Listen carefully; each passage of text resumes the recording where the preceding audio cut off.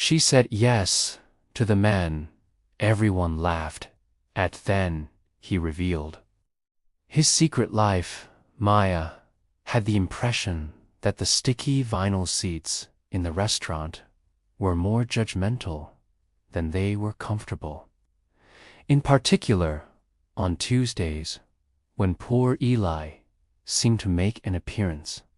Eli Thorne was the moniker that the regulars gave him without uttering a single word. He was the guy whose clothing resounded with the sounds of thrift shops, whose glasses were always repaired with tape, and who conversed with pigeons on the park bench as if they were holding national secrets. He would order black coffee, which he would then breastfeed for hours while drawing complicated and nonsensical drawings on napkins with a pencil that had been worn down. Along with him, like a shadow, laughter, which was often repressed but sometimes nasty, followed him. At the same time that Maya, the waitress with worn-out eyes and a nursing degree that was weighed down by debt, was seeing something else. She saw something else. During the time that he was stirring his coffee, she noticed the astonishing accuracy in his motions. As he peered out the window, not at the busy street, but apparently through it, as if watching an other layer of reality, she noticed the deep serenity in his gaze. He seemed to be observing life from a different perspective, and she saw the unassuming generosity he displayed, as shown by the fact that he would leave precise change in addition to a single origami crane, which was always a crane, as a tip. Although he seemed to be in poor health, his voice was calm and measured when he talked to her. It carried an unexpected weight of intellect that belied his look. The proposal, when it arrived, was not made in the presence of flowers or when the moon was shining. Tuesday was a wet day, and the restaurant was almost completely vacant. There was a napkin that Eli put on the counter. It included a single question that was finely crafted, and it was titled, "Maya, will you build a life beside me?" rather than gears or circuits. Below, it was a little, flawless engagement ring that was portrayed in incredible detail. It was a band that was stitched together like a miniature clockwork, and it held a diamond that seemed to grab the fluorescent light and shatter it into 1,000 stars. The yes that she spoke was not very loud, but it reverberated in the abrupt hush. The lone trucker who was working at the counter let out a series of chuckles. Betty, the cashier, who seemed to be always grumpy, snorted into her beverage. "Honey," she spluttered, "do you not realize that Eli is so poor that he can hardly afford to rub 2 nickels together? The watchmaker's store on Elm Street, which is in the process of crumbling apart, is where he makes his home." The rumors began to circulate, including rumors of quirkiness, borderline insanity, and documented levels of poverty. The heat that Maya felt rising in her cheeks was not a result of shame. Rather, it was the result of a furious, protecting wrath. She looked into Eli's calm eyes, noticed a query that was not said, and then she gave a firm nod. Her voice remained calm as she repeated, "Yes, this time with a greater volume, 1,000 times, yes. The engagement party, which took place 2 weeks later in the crowded back room of the cafe and was arranged by Maya's manager, who was sympathetic to her situation, was a study in uncomfortable tension. Eli had a small group of pals who were reserved and scholarly.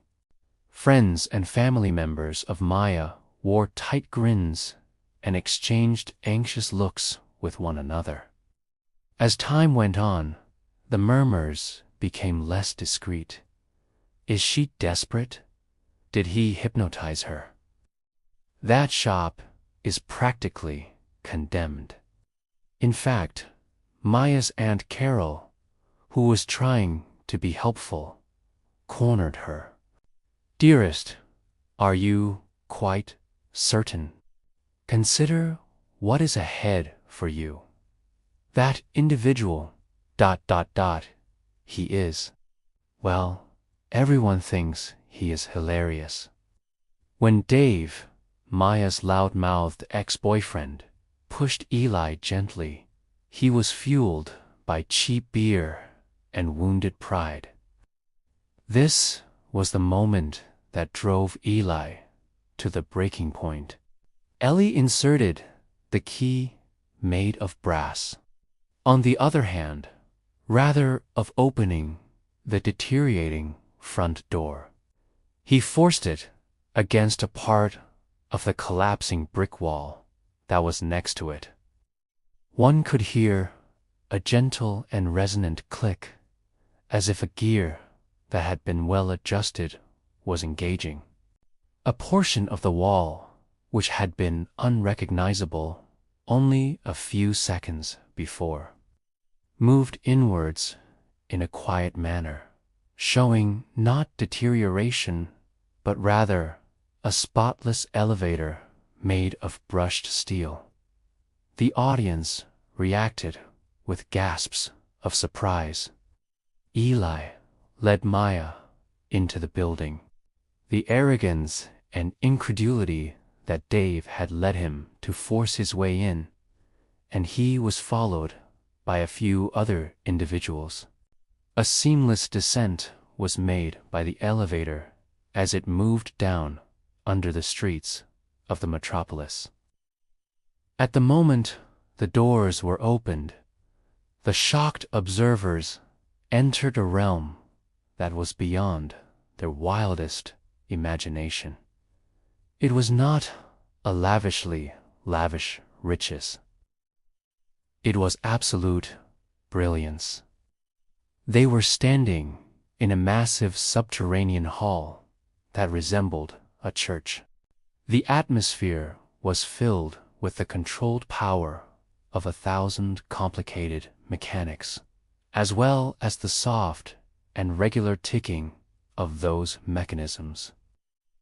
There were small woods with tiny brass birds that sang harmonic songs, and crystalline seas with delicate silver fish swimming through currents driven by geothermal vents.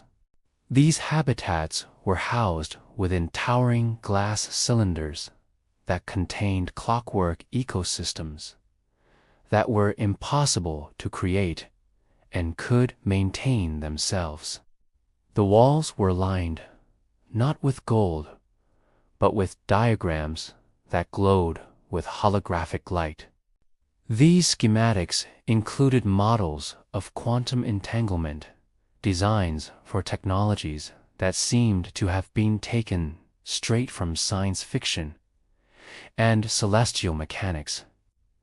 An incredible masterwork was located in the center of the room. It was a massive, multi-dimensional chronosphere, and its interlocking rings depicted the passage of time across several realities in a way that was absolutely magnificent. Eli had ceased to exist. Poor Eli, with a more upright posture, he exuded an air of unassuming power that was all about him. "This," he remarked, his voice quivering slightly in the vastness of the expanse, "is the horological foundation. The caretaker of it is me." A gesture was made by him. "Since the beginning of time, my family has been charged with the responsibility of conserving and improving chronotechnologies, which are both the science and the art of time, for the sake of knowledge and equilibrium rather than for power. The ramshackle store functions as a protector and a filter for perception. When it comes to protecting information that, if obtained by the wrong people, may cause the world to become unstable, poverty stands out as the most effective disguise." Taking Maya's hands, he shifted his attention to her. The hands of a skilled artisan were steady and powerful, and they were his. "Maya, the ring that I designed for you. It does exist. Chronotin filaments that have been stabilized are used in its weaving, and the diamond is a caught instant of supernova light. It does not represent riches, but rather time, the time that I want to spend with you. Together, constructing a life that is not concealed from the outside world, but rather sheltered inside its folds. My job here is essential, yet it isolates me from others. It was me who spotted you. Strength, compassion, and the ability to see beyond the surface are all admirable qualities. Not the myth, but the guy was what you saw. Are you willing to construct this life with me?" He said once again, the sign of vulnerability returning to his eyes. "Not just as my wife, but also as my partner in the pursuit of protecting the unspoken rhythm of time." Maya took a glance around the Hall of Marvels, and then she turned her attention back to Eli, the kind and thoughtful guy who spoke like a pigeon, and the bright and mysterious custodian of time.